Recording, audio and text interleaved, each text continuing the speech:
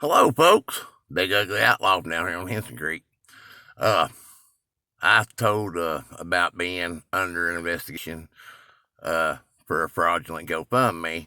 As you all well know, I did try to save children in a fire. I did have a heart attack. My house did catch on fire, and I did panic and had two sons and was worrying about how I was going to provide for them because I destroyed my ability to work and earn a living. So I panicked and started a GoFundMe to try to help me along to get my boys into a safe home. And I only got $855, and I'm grateful for it. But GoFundMe messaged me and told me that they were investigating me. So I said, that's fine. I emailed them back receipts. I emailed them back witnesses' statements, and I proved my case. And then they emailed me the next day and said I did not respond to them. So they deleted my GoFundMe and are going to take away my son's donations and give back to Melvin and Anna Yoder. And if you all are keeping up, Anna and Melvin Yoder are the people that made the fake profiles and were promoting them to start a GoFundMe under them fake profiles. And I discovered that and I exposed them. So unfortunately for me, the Yoders also donated to my sons. So I was given a private cash donation, and I was asked to distribute that in a certain way. So I did exactly what I was supposed to do with that cash donation, and I distributed it how I was supposed to distribute it. But the Yoders used that and used that private donation as a GoFundMe donation and reported me of not using it correctly, which I helped other people with the money. I bought a guy some tires that helped me in a fire. His tires were really bad, and he was looking for a job, so I was asked to give him $200 to put tires on his car so he can go back and forth to work and make a living. And then I helped somebody, the father of the children in the fire. But anyway, my point being is that GoFundMe did not take in account any of my receipts because I got I got almost $100,000 worth of receipts, and that $855, it helped, but it wasn't a drop in the bucket for what I needed. But that's okay. But anyway, these people are so tore up because I exposed their fraudulent GoFundMes, just like Titus and Stephanie Morris and Connie Bright and Randy Morris. I've exposed their fake GoFundMes.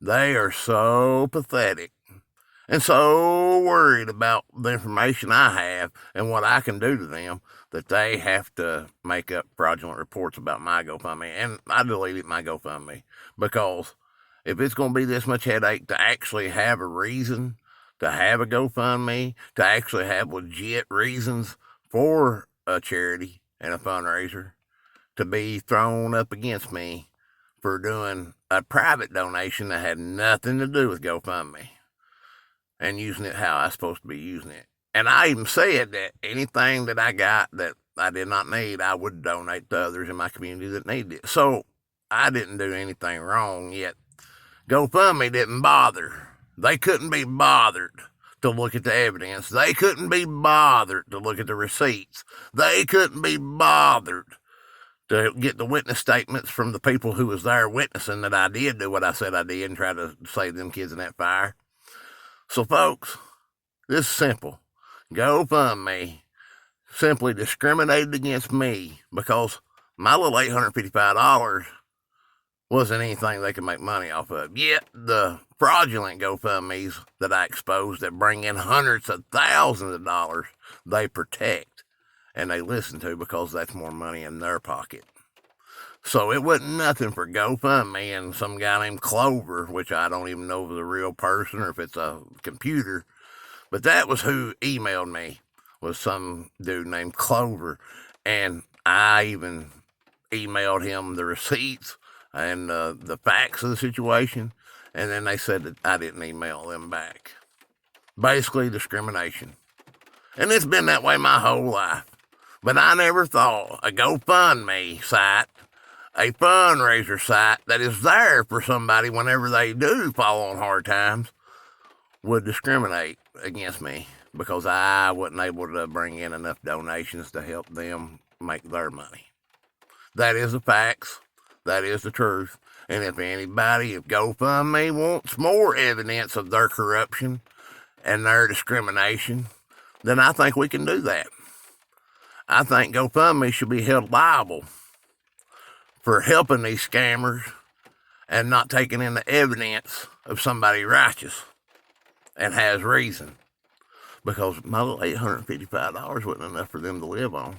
They got to take up people like Titus and Stephanie Morris and Connie Bratt's hundreds of thousands of dollars that they love collecting their part of that money. So, that just shows you that nothing in this world is free. No good deed goes unpunished. And it don't matter if you try to sacrifice yourself to run into a burning house to save children. It don't matter that you done that. It don't matter that you've welded for 30 years plus and worked every day of your life since you was 15-year-old to earn everything you got. That don't mean nothing. It's people that are low-life scums that don't bother to work, that don't bother to earn anything, that take advantage of charity and GoFundMe's and fundraisers to fund their lazy, greedy lives and their personal gains. But yet I'm trying to build a life and a home for my two young sons that I'm unable to provide for now. And now GoFundMe has ruined my reputation, so I wouldn't be able to get a donation on there if I was to beg now. It don't matter that you stop going down the road and come upon a burning house. It don't matter that you stopped to help because there wasn't no fire trucks or emergency personnel. It don't matter. It don't matter that without thinking you go kicking in the doors and try to go into a burning house to save children. It don't matter. It don't matter that your heart blowed up and you ain't ever able to work again. That don't matter. That's not a valid reason to have a GoFundMe. That is what GoFundMe is trying to say. That is their discrimination against me. Because if they would have been bothered to look at their emails and check their emails, they would see the receipts, they would have seen the evidence, and they would have been proven that I was legit and the others are liars. But my money wasn't big enough. Their money, plenty big enough. Thank you. I've been the Henson Creek Christian Outlaw, the Outlaw King from down here on Henson Creek. And apparently, I'm the only real Christian down here on this YouTube. Thank you.